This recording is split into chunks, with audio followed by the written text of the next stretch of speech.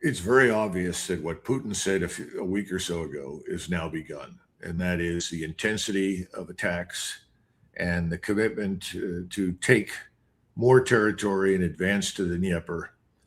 These things are real. He said he was going to do everything in his power to destroy this government, this regime in Kiev. And I think you mentioned to me, I think before the show started, you said someone you'd talked to said it's a ghost town, Kiev, at this point. People I'm talking to that have recently returned from Ukraine have said that it's a zombie state. What you have is the facade of a state. And then you have Europeans and unfortunately Americans helping the Ukrainians with things like long range drones and long range missiles to try and create the illusion that there is life left in Ukraine. And unfortunately, we're helping them with the targeting data. We have run all the flights and all the satellite passes. We know where all the refineries are. We're providing that targeting data to the Ukrainians. They're using it. And they have reduced, I think, Russia's refining capacity by about 38%, maybe more by now. This has, of course, created a very grim picture globally of oil. And the interesting thing is that we're actually buying Russian oil on the open market, Dan. Most people don't know that. In other words, we're making the economic picture worse. We're making it more hazardous. Now, Russia is going to survive this. They're repairing those refineries. They've got plenty of oil and they can produce what they need. But it's hurting others in the world that need access to the refined products that Russia was producing. But that doesn't seem to matter to anybody. Anyway, that's number one. Number two is that I think we're seeing now some shakeups in the Russian military command structure. And those are not insignificant. When I say shakeup, it's not a question of firing lots of people and bringing in new people. Some people are new, but most of them are being moved around. And one of the key decisions that was made within the last 72 to 96 hours was to bring in a new general who has been commanding at the front to take over logistics and essentially logistics for the entire Ukrainian theater. And he now has a unified command structure under him, which allows him to reach back anywhere inside Russia to bring forward whatever is required to sustain the accelerated pace of offensive operations. Now, I don't think that major offensive operation has yet really gotten off the ground. We see it in the strikes, but I think we're going to see that now followed up on the ground. That's not an insignificant development. Somebody said, well, why would he do that? And I said, during World War II, this was September of 1944, Bradley visited with Patton in the Third Army. Remember, Bradley was the Army Group commander. And he asked Patton, he said, I've got a full colonel, fresh out of regimental command of an infantry regiment, great combat record, very successful commander. If I gave him to you, what would you do with him? And Patton said, I'd put him in charge of logistics. And Bradley said, what? You don't want him in action? He said, no, I need someone in logistics, a ramrod, someone who will drive that train. I'm not getting everything I need fast enough. We've got to get a combat soldier back there, take it over and make it work. I think that's what we're seeing in Russia.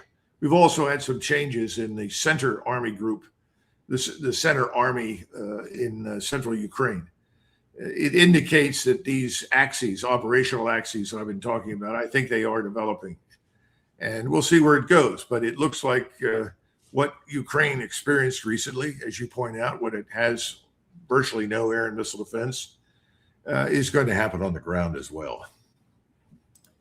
And, you know, what's also happening even before we get to the ground, I will look at that in a second. But what do you make of the actions of Zelensky? Because on the one hand, he's talking about, I want this over by the end of the year by putting pressure on Ukraine, by putting pressure on Russia. And of course, he got another sanctions package from European Union, and he's trying to get one on the heels of Lindsey Graham's death. They're trying to use that to get something through that hasn't finished all the way, but they're trying to do that. And then at the same time, they're doing stuff like this. Here in just the last few days, they have assassinated the son-in-law of the Russian Aerospace Force chief, was killed in a Moscow blast. An FPV drone.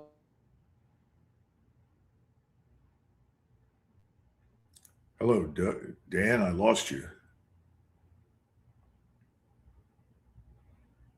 having previously assassinated Russian generals from in Moscow, etc.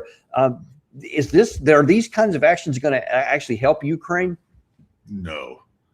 And in fact, what do we know from experience? What happens when you remove the CEO of a major corporation? Well, you get another CEO. I mean, let's stop kidding ourselves. Charles de Gaulle said the cemeteries are filled with indispensable men. He said that in response to a statement by a French politician, General de Gaulle, you are indispensable. And he said, it's ridiculous. No one is indispensable.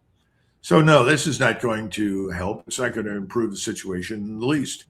It's probably going to make it much worse. The Russian population is already enraged. If it was left up to them, I think the entire Ukraine would be a smoking ruin. It's not what people think. So, the other thing is that Zelensky is now effectively become as what's the right word? Deceptive and deceitful as President Trump. Why would you listen to anything that Zelensky says? It's all nonsense. It makes no sense whatsoever. And one of the things that he's also requesting, while talking about he wants to force Russia into a deal, one of the things he's asking for right now is, hey, how about we have an air ceasefire? And particularly, let's don't target each other's energy infrastructure, and then a halt along the current line of contact, which is almost verbatim what they asked for a couple of years ago, and the European Union was trying to help. But given the fact that this is coming at a time when they're running out of even air defense missiles of any sort, and there's graphic images you just saw a minute ago, what does this tell you about what Zelensky may be recognizing in terms of saying, hey, let's do something, anything to try to get these these missiles stopped? Well, I think he realizes he's in his last round with Mike Tyson. And if I were in his position and I was fighting Mike Tyson, I would offer Mike Tyson anything he wanted to get out of there. So I think that's what you're witnessing. I mean, the Russians don't take any of this seriously. They have no faith or confidence in anything that we say, and certainly don't believe anything that Zelensky says. Now, there was an article that came out recently. I don't know if you found it. It was I've seen it in Russian. It's also in English now, I think. It was an interview with Zelensky. He was the former ambassador of Ukraine in London, and he was interviewed in Ukraine. And Zelensky was asked about NATO, and he chuckled, and he said, NATO is nothing. NATO is not prepared to fight a war with Russia. He said the notion that NATO can come in and rescue us is absurd. So I think the truth comes out. But if you're in the position that Zelensky is, your job isn't the truth. Your job is to keep the circus running to the bitter end as long as you possibly can, to maintain the facade. That's what you're watching. It's interesting. I don't have the clip handy here, but I saw earlier this morning from Sky News, Sean Bell was talking about some of the stuff about the interceptor missiles and the dearth of them, how long it takes to make them, and how it's going to be too long to affect the current war here to help them out, et cetera. And then he made a really interesting observation at the end where he said, hey, by the way, we don't even have enough in Europe and the UK. We have virtually no air defense. I couldn't believe he actually said that. He said, we have virtually none. So we can't get into a war with Russia because can you imagine if we have this kind of incoming missiles like what you saw with Ukraine and Kiev, it would be the same in our own cities. Do you think that reality is getting through to these warlusters? No, because I think their view is that we can come out of it quickly, that we can mobilize industry and do whatever we need to do. And I think they don't believe that anyone would dare challenge us. And of course, they're wrong. Now, you do have some general officers, retired ones like Wes Clark, who've said, if we lose in Iran, that's the end of our so-called military hegemony, global military hegemony. Well, he's right, except that global military hegemony is gone anyway. Now, the other point that he was making by implication is that if we fail in this theater to be successful militarily, that others will challenge us. I don't think very many people are interested in going to war with us under any circumstances. I just can't find any evidence for it. But I will say this, the longer this goes on, Dan, the worse we look. we don't look very strong. Remember Boris Johnson, who flew in to see Zelensky? This is back in 2022 in April, when there was a so-called agreement reached that would have ended this conflict and on terms infinitely better than anything that could be gotten today. And he was told, you have all of NATO behind you in the United States, the greatest military industrial powers in the world. You can't lose. Well, he's lost. Yeah. If only we could roll that back and take that deal today, would be pretty amazing. Listen, in the last few minutes I got here, I don't want you to get away before we talk about something else that's been in the news here lately, something that you've been interested in for a while, and that is in the dysfunction of the current two-party system. We've talked about it a lot. Last night, Tucker Carlson also talked about it. And he had a long, about an hour and a half long show where he gave you the 10-point plan basically for the creation of a new party, because he says here in this, this is actually from MTG. She says the two parties give us the same result no matter who's in charge: more debt, more foreign wars, more unaffordable living. No matter how hard you work, the two parties are total failures. And then Tucker Carlson kind of laid out a vision for where he thinks a new party should go. But there is no party at the moment, but he's saying there needs to be one. Where do you stand on that? Well, obviously, you and I have talked about this before. I've been an advocate for a new party for a very long time. I think on that tweet that you just showed, Tucker's comment in there was very, very accurate at the bottom, where he said, the system has collapsed into paralysis and looting. I think that's what you're seeing. Looting, number one. When I talked about a culture of manipulation in the White House in order to enrich people, that's really corruption and looting. It's not just Republicans. It's everybody that can be involved in it is involved in it. Everybody was talking about Nancy Pelosi and the insider trading involved in her life, and how people show up, with a few $100,000 and walk out with millions. This is epidemic now. Will another party rise up and solve it? It certainly would be helpful, but I think it's another question of leadership.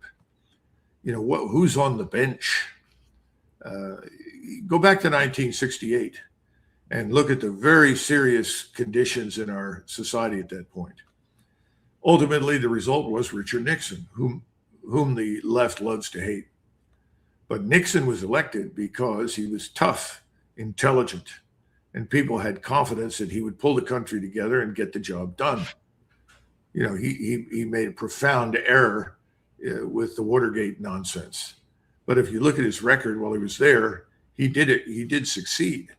He was a very intelligent man, and he was ruthless and tough. He wasn't particularly likable, but he was the sort of personality people were willing to vote into office because they needed someone to get us out of what we were in. That was the Vietnam War and all the domestic problems. So fast forward into the present, we could spend the next hour talking about all the problems we have at home. And where are you going to get someone who stands up and says, forget all this stuff overseas? It doesn't matter. We're bringing the forces home. We have to focus here. We have some tough issues that we must address, however distasteful they may be. I don't think the American people are there yet, but they'll get there. And when they get there, that third party will be relevant. Right now, the third party is a headless monster. And what do you think that even in that time, because I agree that the conditions are coming that have historically resulted in the rise of other parties, not just in our country, but in other countries throughout time even. And I think that it's clear to come, because I think we have baked in that we can't avoid it at this point. And like you said a minute ago with Scott Besson, how he's trying to put out little fires here and there to do something to help out in the next couple of months. But the longer term, you're just going to come to a point where you can't fix it. So when that comes, though, what do you think what could we expect, even with the rise of this kind of a leadership that you're talking about? And it exists somewhere, but it has not been manifest yet, because there are great people in our country. But what do you think that the two powers that be, and you can maybe even say the uniparty, what would they both do to try and suppress that? How hard would it be to rise even under those circumstances? Well, it's always hard to rise to the heights required to do anything of importance. Whether it's the military or the civilian sector, people who are really what they appear to be, as opposed to what we see today. We see a lot of people who are pretentious, who are presenting themselves as either men of the people or tough guys or something else, only to be bitterly disappointed. That's what's happened with the whole MAGA movement. Whoever is still in the MAGA movement that thinks that they've got somebody that's interested in them in the White House, of course, it probably needs their head examined. But on the Democratic side, you have a similar problem. You don't have a situation that is conducive to the emergence of anybody yet. Things change when things are bad, and they're bad, but they're not bad enough. Go back to our experience at Kasserine in February of 1943. That was a disaster. You had 11,000 German troops that attacked 30,000 Americans in a corps. There were 2,000 Americans killed or wounded. There were a number taken prisoner. The whole corps fell apart. And ultimately, Ernest Harmon, Major General that gets very little attention today, intervened, pulled it all together. But we were fortunate because decisions were made at higher levels by the German commanders to call off the attack, when if they had pressed it, they could have driven all the way to the Mediterranean. The whole thing was a catastrophe. Well, that's how you got George Patton in command of the Corps. Nobody liked Patton. Patton was not a likable person. He was a nasty SOB, but he was competent. People knew that he was competent and that he would get the job done. Well, we haven't gotten that far yet, so we're not going to see anybody like that emerge until things get much worse. That's the best I can do for you.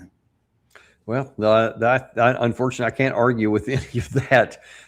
It's just ironic and perverse that we have to get to that point before people can make a change. But with the people that we have in charge across the board in this country, I just don't see a way to avoid it. We'll wait and see how it's going to work out. But listen, we appreciate you coming on today, as we always do, and providing these insights, because I think they're going to really pay off later.